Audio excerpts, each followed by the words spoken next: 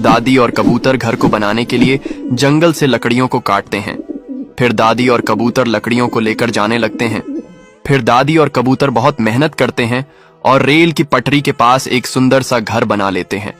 फिर दादी और कबूतर आराम से घर में रहने लगते हैं। फिर एक दिन दादी और कबूतर खेत में काम कर रहे होते हैं। तभी ट्रेन तेजी से आती है और घर को तोड़ डेच कर चला जाता है। फिर दादी और कबूतर आकर देखता है और रोने लगता है, क्योंकि किसी ने लाइक सब्सक्राइब नहीं किया।